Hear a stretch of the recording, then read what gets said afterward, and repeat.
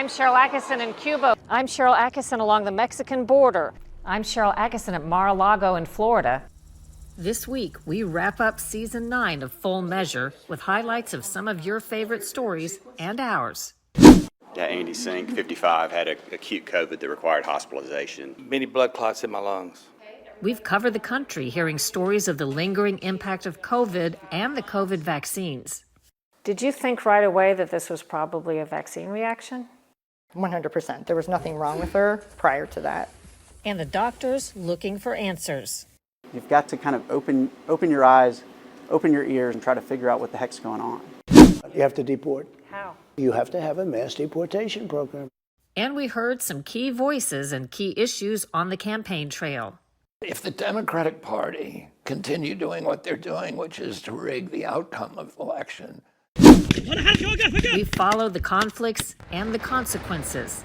Concerns over a larger war, a big part of the reason President Biden made a visit to Israel. So what sanctions are in place? And I'm not sure we have a whole lot of them left anymore. Equal justice. If someone says, well, what did Hunter Biden supposedly do wrong? What would you say? And when emergencies hit, equal treatment. Has this experience left you more or less confident in your government? A look back at Full Measure Season 9 is straight ahead.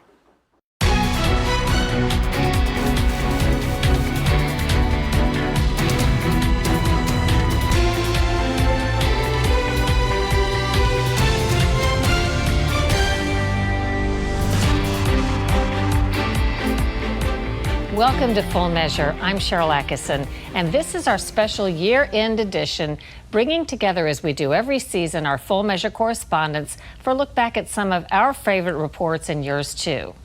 First, in this, our 9th year on the air, we continue to devote a lot of time to what's shaping up to be one of the most impactful stories of our time, post-COVID concerns affecting millions. One way we know how important this line of reporting is how many people found our stories after they aired on television. Millions of people around the world found our replays online. Our special hour-long town hall and segments with Dr. Jordan Vaughn and Dr. Pierre Corey informed millions about illnesses impacting an incredible number of Americans long after COVID, even if they had COVID without any symptoms, or after the COVID vaccines.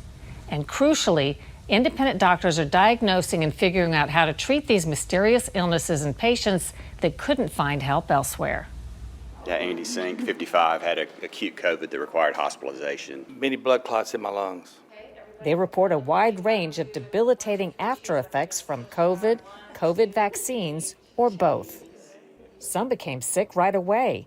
Others were hit hard a year or even 2 years later. It's almost like there's two worlds. There's before COVID and after COVID. And a lot of doctors are still living in the before COVID world where everything's in the textbook. Vaughn thinks he's figured out why people who've had both COVID and COVID vaccines often seem to get the sickest. So we are designed all to make fibrin. Fibrin's one of the first kind of response mechanisms. Forms a clot if you're injured or yeah, it's something? like trauma, infection, all those kind of things. You're going to make fibrin as a response to that. But the fibrin you usually make is, again, like spaghetti that just came out of the colander. But the fibrin that you make in response to the spike protein that's associated with COVID and the vaccine is kind of like burnt spaghetti with cheese in it that you have to get a Brillo pad and get it off the bottom of a casserole dish with. And in that sense, that's why it's so unique. It's resistant to being broken down. Meantime, another of our reports is still getting widely circulated and drawing attention and outrage. It's the story of Maddie, who may be the COVID vaccine's first child victim since she was injured while in the original Pfizer study. Her family says everyone involved in the study, as well as the government, seemed to want to bury Maddie's case rather than learn from it and warn others. In summer of 2020, Stephanie DeGarry and her family learned an important clinical trial was about to be launched at nearby Cincinnati Children's Hospital. It would test Pfizer's experimental COVID-19 vaccine on 12 to 15-year-olds to see if it was safe and effective. The DeGarrys, firmly pro-vaccine, didn't hesitate to let their children take part. Among 3 siblings, 12-year-old Maddie alone was chosen to get 2 doses of Pfizer's vaccine rather than a harmless placebo. It proved a fateful and debilitating roll of the dice. Her second dose was January 20th of 2021. And that was my son's 16th birthday, literally the day. I have a picture of the three of them on that day. That night, in the middle of the night, that's when it all started. So it was maybe, let's just say 12 hours after her second dose. Did you think right away that this was probably a vaccine reaction? 100%. There was nothing wrong with her prior to that. Before long, Maddie lost feeling in her legs. Here she's scooting on the floor and using her hands to lift her legs. It's been over 3 years since Maddie's nightmare began. The financial strain of all her treatments has depleted the family's income. But some positive news from her mom. Maddie can swallow now, even though the food still makes her sick. She can feel down to the bottom of her shins, and her upper body strength and eyesight are improving. She remains positive and can't wait to walk again. In a related story, we also decided to try to unravel a long-standing COVID mystery. We looked into reports of giant, weird clots of some type showing up in cadavers around the world in the post-COVID and post-vaccine time period. You were apparently as fascinated as we were by what we learned. Richard Hirschman is an embalmer who's been investigating disturbing evidence left by the dead. Mysterious clots appearing in cadavers around the world. Well, the very first photograph I took was in September of 2021. What does that first photograph show? That first photograph shows a very, very large white fibrous looking clot that was literally about the length of the individual's leg itself. Clots are one of the things we run into sometimes in embalming. We're used to that, but these clots are totally different. Hirschman wasn't alone in his observations. He began connecting with embalmers and funeral directors in Canada, the UK, and New Zealand who were reporting the same disturbing phenomenon. Can you estimate about how many other embalmers or people in the same line of work you've personally had contact with who've described something similar? Everyone that I've had personal contact with are seeing them. As far as we know, no official government body is looking into the phenomenon. Next up, Scott Thuman and Lisa Fletcher are here with a look at some of their biggest stories of Full Measure Season 9. As our Roundtable episode continues, we'll talk domestic politics and foreign conflicts.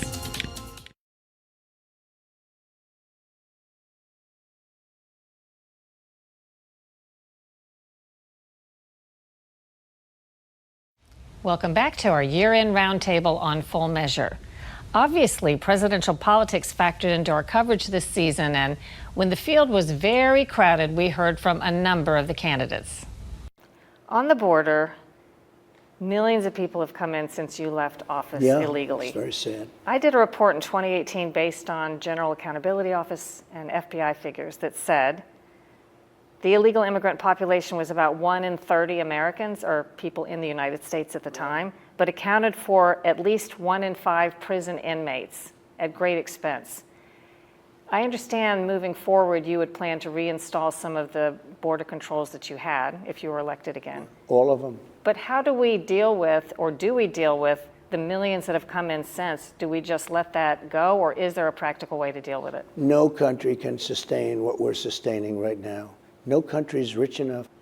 So how do you deal with those, or do you deal with those You have to who get are them already out. here? You have to deport. How? You have to deport. You How know do who did it? You know identify? who Do you did have it? a mass program to You have identify them? You have to have a mass deportation program.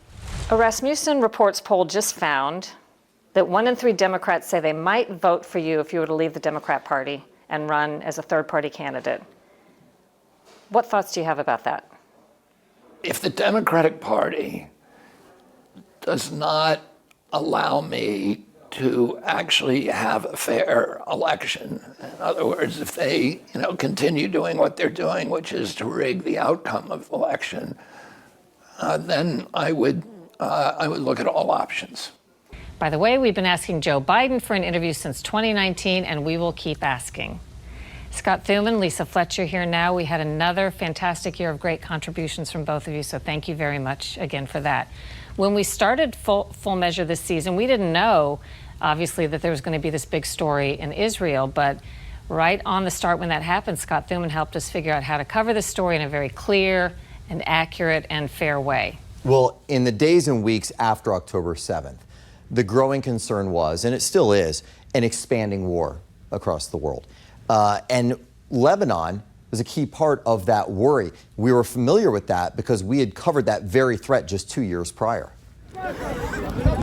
Since Hamas's devastating surprise attack on Israel October 7th, this northern border area has become much more dangerous. Israeli army patrols run from house to house. Civilians have been evacuated.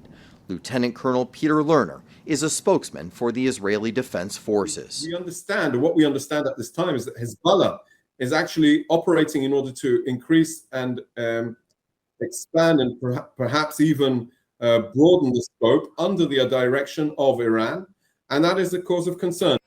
Concerns over a larger war, a big part of the reason President Biden made a visit to Israel, showing support but also reminding Iran that America is watching. And that concern expanded to another Iran-backed terrorist group, the Houthis, who, as you know, started attacking shipping lanes in the Red Sea. And so sadly, the very first thing we talked about might happen with the expansion of the war and the violence, in fact, did. And Lisa also brought us some interesting angles on the Iranian connection to the Israel story. Right. Well, there have been sanctions against Iran since the 1970s and the Carter administration, but we wanted to see what was in place today. We had some nice sanctions that actually worked with the Trump administration with regards to the oil that they could sell. And it was hurting Iran from the standpoint that they made it very difficult for them to sell oil, and as a result, their economy was drying up. Republican Blaine Luetkemeyer heads a House committee that oversees U.S. sanctions or punishment against Iran. The Biden administration comes in, takes those sanctions off, and suddenly now in the last 3 years, they've actually raised about $80 billion from oil sales that are now, as you say, funding the 3 different terrorist groups. So what sanctions are in place? And I'm not sure we have a whole lot of them left anymore.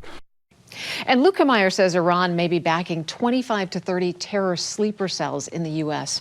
right now. He says they're probably brewing something similar to 9/11. Now, he says the only antidote to this is strong economic and strong border policies. That is the only thing that they understand. What a mess. Yeah. All right, guys, when we come back, 2 of our investigations into high-profile scandals.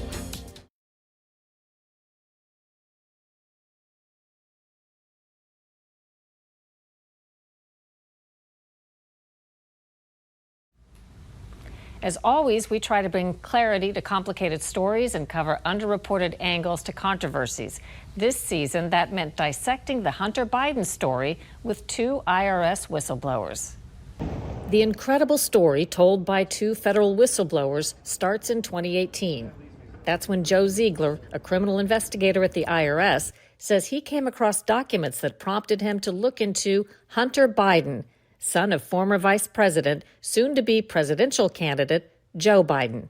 Did you anticipate there might be some kind of pushback? So I talked to other agents within my group, and they're like, big cases, big problems. And I told them, I'm like, we got to treat everyone the same. Just because their last name is Biden or just because their last name is something doesn't mean that we should change the process of how we work that case. If someone says, well, what did Hunter Biden supposedly do wrong? What would you say? So the Biden family and the administration, it was access to those people for foreign people in foreign countries, to include Romania, Ukraine, and China, in exchange for a significant amount of money. We also investigated outstanding questions about the January 6th Capitol riots. As part of our reporting, 2 agents experienced in federal undercover work raised questions about the behavior of key instigators captured on video in strange behavior. More than a dozen FBI agents and other authorities analyzed the video for our investigation. 2 agreed to appear on camera. Both have extensive experience working undercover with informants. We would expect there to be federal law enforcement and maybe local law enforcement undercover in this crowd. What would cross a line? What are you not supposed to do? Well, you can't incite violence or incite a riot. You can't smash a door down and then have everyone come in and then charge everyone with trespassing. You're not supposed to, hype people up to a frenzy to the point where otherwise law-abiding citizen is going to violate the law. Lisa and Scott back with us. Lisa, as we continue to cover green energy issues, as we long have on Full Measure, you dug up a really interesting story about our attempted continual tries to go to more wind energy. Right. For the last 3 years, we've been covering the administration's push to move toward more wind platforms. And what had seemed like a boom in wind energy has really hit a dead calm. So a year ago, it looked like the industry had the wind at its back, with projects underway or planned up and down the coast.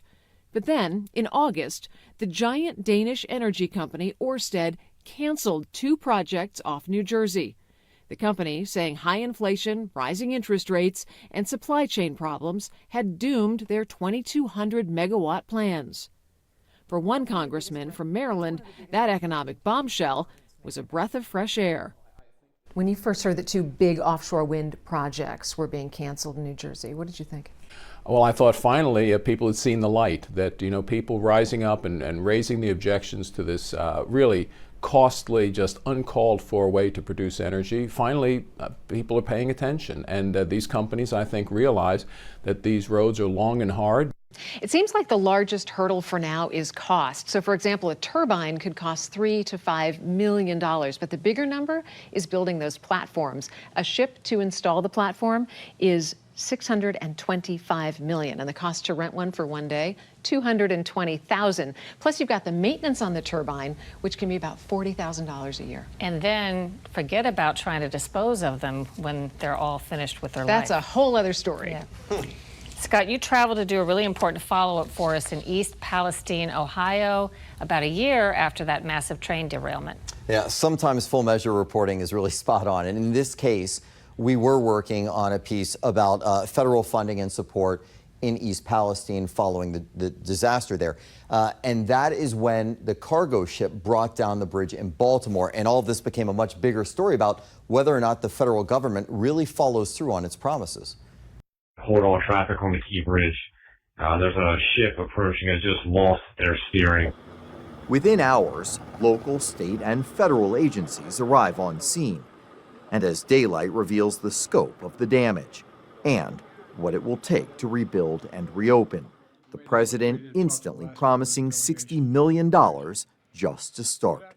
A much different response than one seen at another infrastructure disaster last year, when 38 cars of a Norfolk Southern freight train derailed in the tiny town of East Palestine, Ohio. 11 tank cars ignited, 2,000 residents were evacuated. 3 weeks after the derailment, former President Trump came. President Biden didn't visit till a year later and declined to make a disaster declaration for the town. Has this experience left you more or less confident in your government? Probably a little bit less. I mean, I feel bad saying that. President Biden almost immediately promised to pay the full cost of repairing the bridge and so on, but did he do anything like that in East Palestine? No, he hasn't, and so far it's unclear how much money the taxpayers are on the hook for with this one in particular. We do know, as far as money being spent, the majority of it has been by the rail company Norfolk Southern, somewhere around just over $1 billion. Thanks. Don't go away. We're all back in a moment with a few highlights from our travels that haven't been seen on TV before.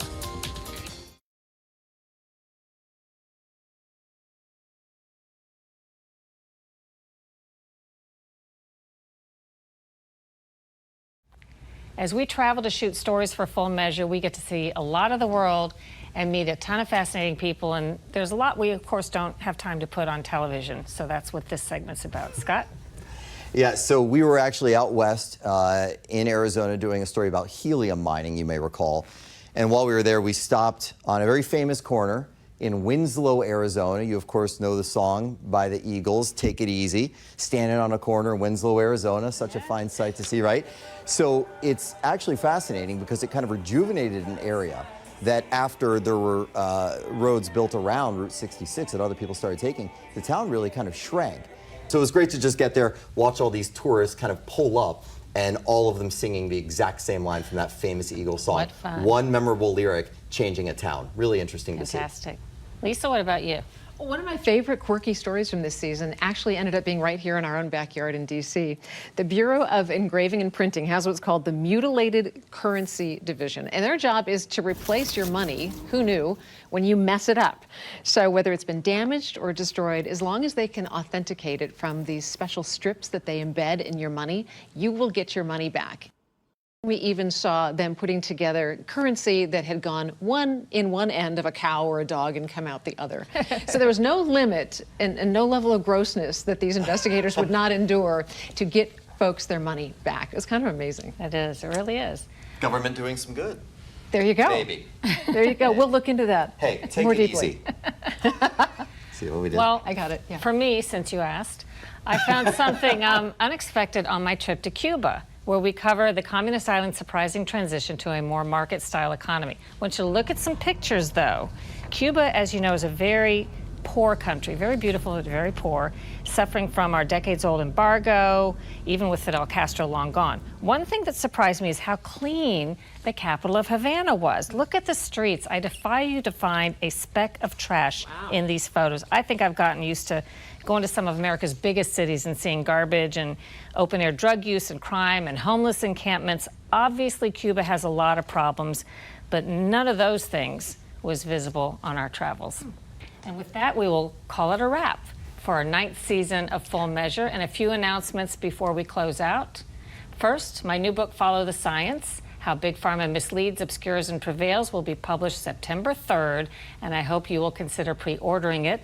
It explains in exacting detail with citations how corruption in media, medicine, and politics factors into our chronic health epidemics. On the positive side, I'll highlight the growing coalition of free thinkers, doctors, and concerned citizens who are bravely questioning the dogma and demanding accountability. You'll want to read Follow the Science if you're interested in reclaiming your health and taking back control from the profiteers and propagandists.